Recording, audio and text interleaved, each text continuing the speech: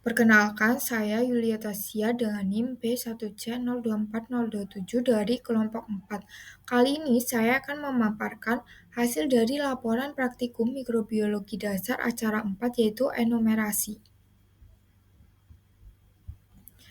Yang pertama, prinsip enumerasi mikroorganisme. Enumerasi mikroorganisme adalah cara untuk menghitung jumlah mikroba dalam suatu sampel. Hasil perhitungan biasanya dinyatakan dalam koloni forming unit atau CFU karena satu koloni bisa berasal dari satu sel tunggal ataupun sekelompok sel. Untuk mendapatkan hasil yang bisa dihitung, biasanya dilakukan pengenceran serial. Kalau bakteri terlalu padat, koloni jadi menumpuk dan tidak bisa dihitung. Sedangkan kalau terlalu sedikit, hasilnya tidak representatif. Jadi intinya, enumerasi bisa membantu kita untuk memperkirakan jumlah mikroorganisme, baik total sel maupun sel hidup yang bisa berkembang biak. Ada dua cara, yaitu enumerasi secara langsung menggunakan metode hemositometer dan enumerasi secara tidak langsung menggunakan blood count method atau hitungan cawan, MPN, dan metode turbidimetri atau spektrofometri. Selanjutnya, prinsip enumerasi dengan hemositometer. Prinsip hemositometer adalah menghitung jumlah sel secara langsung di bawah mikroskop. Caranya, suspensi sel diteteskan pada ruang hitung, lalu diamati dengan mikroskop. Karena luas kotak dan kedalamannya ruang sudah diketahui, jumlah sel yang terhitung bisa dikonversi menjadi konsentrasi sel per mililiter sampel. Metode ini cepat dan praktis, tetapi tidak bisa membedakan apakah sel yang terlihat masih hidup atau sudah mati. Selanjutnya, hasil enumerasi dengan direct count atau perhitungan langsung dengan hemositometer. Nah, pada praktikum ini, kita menghitung jumlah sel dalam 5 kotak. Kotak pertama ada 23, kotak kedua 16, kotak ketiga 22, kotak keempat 16, dan kotak kelima 23. Dari hasil ini diperoleh total 100 sel. Setelah dikalikan dengan faktor konversi, hasilnya adalah 25 kali 10 pangkat 6 sel per mililiter. Jadi, jumlah sel dalam sampel yang diamati dengan hemositometer mencapai puluhan juta per mililiter. Selanjutnya, prinsip enumerasi dengan MPN.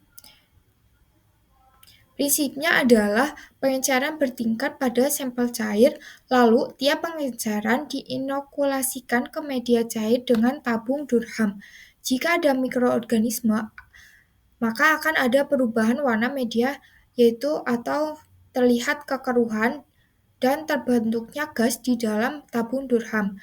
Jumlah tabung positif dari tiap tingkat pengenceran ini dibandingkan dengan tabel MPN untuk memperkirakan konsentrasi mikroorganisme dalam sampel. Selanjutnya, hasil enumerasi dengan MPN. Pada tabung yang berisi 9 ml LBSS ditambah 0,1 ml sampel air, media masih berwarna ungu. Artinya jumlah bakteri masih sedikit dan bakterinya belum memakai nutrisi yang ada. Nah, pada tabung dengan 9 ml LBSS ditambah 1 ml sampel air, media mulai lebih banyak berubah menjadi warna kuning walaupun masih ada warna ungu di bagian atas.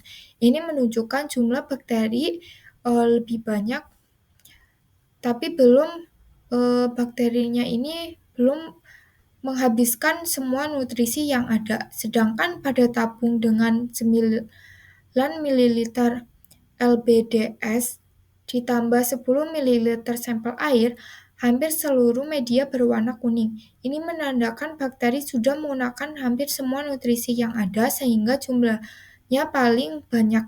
Jika terbentuk gelombang gas di tabung Durham, artinya terjadi fermentasi dengan gas. Jadi semakin besar volume sampel yang dimasukkan, semakin banyak bakteri terbawa dan semakin jelas hasil reaksinya. Selanjutnya, aplikasi praktis pentingnya enumerasi mikroorganisme. Pada bidang pangan, bisa digunakan untuk menentukan keamanan dan kualitas produk, misalnya angka lempeng total atau keberadaan coliform. Untuk di bidang kesehatan, digunakan untuk diagnosis infeksi, memantau efektivitas terapi, dan uji kepekaan antibiotik.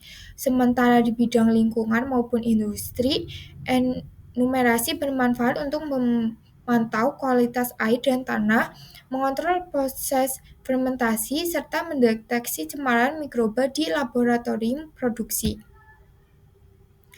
Kesimpulannya, perhitungan jumlah mikroorganisme bisa dilakukan dengan dua pendekatan, yaitu metode langsung seperti hemositometer memberikan gambaran cepat tentang total jumlah sel baik hidup maupun mati, tapi tidak bisa membedakan viabilitasnya. Sedangkan metode MPN menghitung jumlah sel berdasarkan pertumbuhan, sehingga lebih menekankan pada sel hidup yang mampu berkembang biak walaupun membutuhkan waktu lebih lama. Dengan demikian, pemilihan metode harus disesuaikan dengan tujuan praktikum. Apakah ingin mengetahui jumlah total sel atau hanya sel hidup yang masih berpotensi tumbuh? Dan ini ada daftar pustaka yang saya gunakan. Sekian, terima kasih.